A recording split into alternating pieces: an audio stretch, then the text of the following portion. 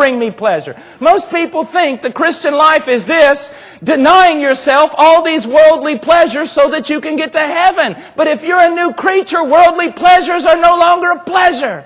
You say, Brother Paul, can Christians be deceived? Yes, but it is a deception.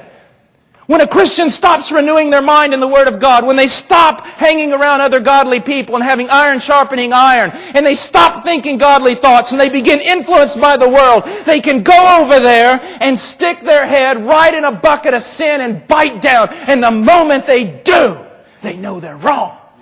They know it's sickening. Now they may continue to chomp for a while in their dullness, in their hardness of heart, in their confusion, but sooner or later they're going to vomit it up. Why? They are new creatures. They're new creatures. It's just like this. Let me set it before you. A man is lost. And he's going to work. He's late. It's raining outside. He's got books under his arm. They're all dropping out. He hasn't had breakfast. He's trying to get the doorknob open, and he's trying to rush out. And the moment he gets the door partway open, his wife goes, "Honey, could you take the trash out?" He spins around. And he goes, "Can't you see I'm late for work? I got these books. I can't get the door open. I got to get to work. I got stuff to do. How come every time I'm walking out of here, you tell me to take the trash out?" And he jumps in his car, fully justified, drives to work, and he's just as happy as he can be. Totally justified in his sin. He gets converted. Truly converted. Regenerated. Born again. Same scenario. He's got books under his arm. He's late for work. He didn't have breakfast. He's kicking the cat. All these things. He's messed up.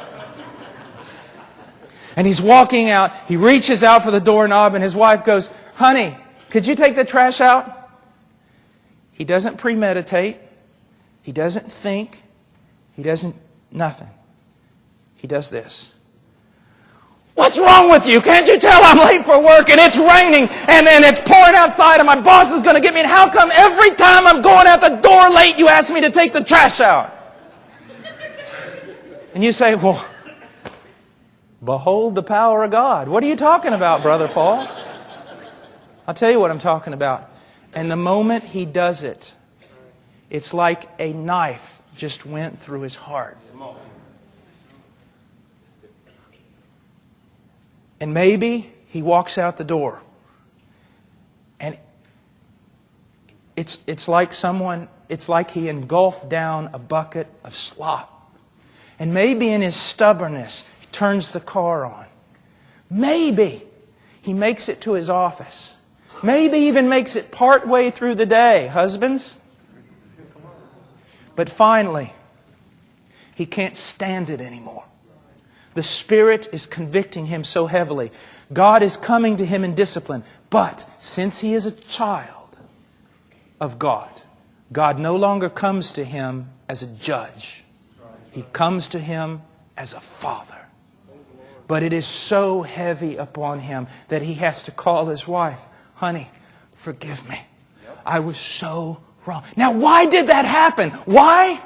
It happened because, yes, the reality of him being still in this body of fallen flesh that has ingrained habits of sin. He's lived in a world of sin. He's been trained in sin for years. All his reactions have been trained. And he spins around and he says that. But the moment he does, the reality that he's no longer that same old man. He is a different man because he can't stomach it anymore. He's changed. He's no longer his own. He has been recreated in the image of God in true righteousness and true holiness.